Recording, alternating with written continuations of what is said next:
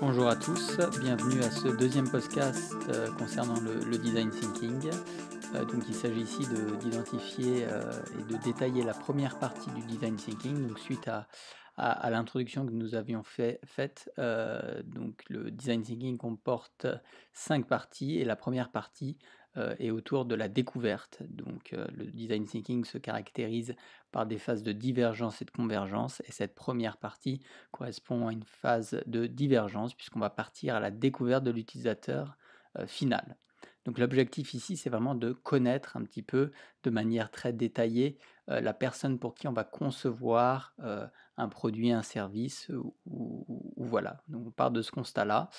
Et c'est vraiment essayer de développer une forme d'empathie à l'égard de cet utilisateur. On va vraiment partir à la découverte de son contexte, de sa réalité, pour s'imprégner de tout ça, hein, être vraiment conscient de l'environnement dans lequel peut évoluer cet utilisateur. Tout ça pour une finalité qui est somme toute assez classique, c'est mieux comprendre ses attentes, ses besoins et ses objectifs. Donc vraiment comprendre un peu sa routine quotidienne, ce qu'il est, ce qu'il veut, ce qu'il recherche.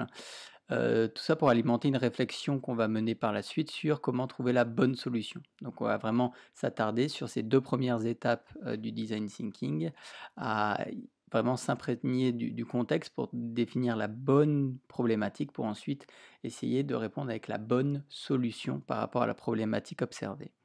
Donc l'empathie, elle est vraiment au cœur, hein, elle est centrale dans un bon design, et c'est la solution, on va dire, nécessaire, c'est l'approche nécessaire pour vraiment résoudre le problème de l'utilisateur. Donc on va vraiment partir de manière précise de l'utilisateur, de sa réalité, et derrière ce constat-là, on va construire la suite pour identifier le bon problème, la bonne problématique qu'on pourrait résoudre, et ensuite concevoir les produits les plus adaptés par rapport à ce constat-là en premier lieu. Donc ça, c'est pour la première étape. Pour ce faire, on a plusieurs outils. Alors on va vous en montrer quelques-uns, mais il en existe plusieurs pour vraiment s'imprégner de la réalité d'un client ou de l'utilisateur final en général. Et on va essayer vraiment d'obtenir avec ces outils-là les caractéristiques essentielles de cet utilisateur. Donc le premier, ça pourrait être le persona. Le persona qui permet de recueillir d'un point de vue très simple et en même temps un peu détaillé, vraiment l'ensemble des points essentiels de notre cible, de l'utilisateur final. Tout simplement pour construire une forme de connaissance assez détaillée de ses attentes et de ses besoins. Donc là, vous avez l'exemple d'un persona. On a l'occupation, donc la profession, l'âge, son statut, l'endroit où la personne vit, etc. Ses traits de motivation, ses objectifs dans la vie, ses points de souffrance, ses hobbies, sa personnalité, une petite bio. Donc tout ça vraiment pour avoir une vision un peu globale de ce que pourrait être notre utilisateur final.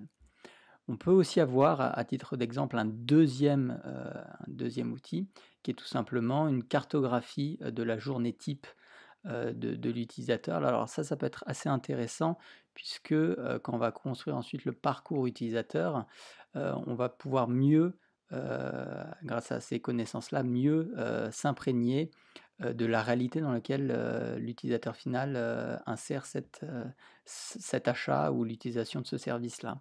À quelle fréquence, quel est son état d'esprit à ce moment-là, quels sont ses besoins, tout ça. Donc on va pouvoir mettre en corrélation un petit peu avec cette cartographie de la journée type, dans quelle réalité s'inscrit ce parcours utilisateur, et qu'est-ce qu'il peut ressentir à ce moment-là, etc., etc. Donc voilà, de manière assez détaillée et en même temps heu, générale, ce que peut être une imprégnation, enfin, comment on peut s'imprégner de la réalité de l'utilisateur final à travers donc cette première partie qui est donc la découverte de l'utilisateur, et dans un second temps, à la seconde partie, il s'agira vraiment, à la lumière de ces constats-là, identifier la bonne problématique, hein, puisque comme on l'a expliqué en introduction, on va partir d'un constat, on va partir à la découverte de l'utilisateur, hein, suite à ce constat-là. Ensuite, on va peut-être adopter une démarche de convergence, on va peut-être resserrer un petit peu autour de la problématique. Et une fois qu'on aura identifié la bonne problématique, ou du moins la problématique qu'on cherche à résoudre pour l'utilisateur final, on va s'intéresser à identifier des hypothèses et des solutions, toujours à la lumière de ce qu'on aura étudié dans l'étape 1 et l'étape 2, tout ça dans l'objectif de définir la meilleure solution possible par rapport à l'utilisateur, hein. On essaye toujours de replacer l'utilisateur au centre de notre réflexion. Donc voilà pour ce deuxième épisode, et puis le troisième épisode qui s'intéresse à la deuxième partie, donc définir la bonne problématique du design thinking, arrivera sous peu. Merci à tous.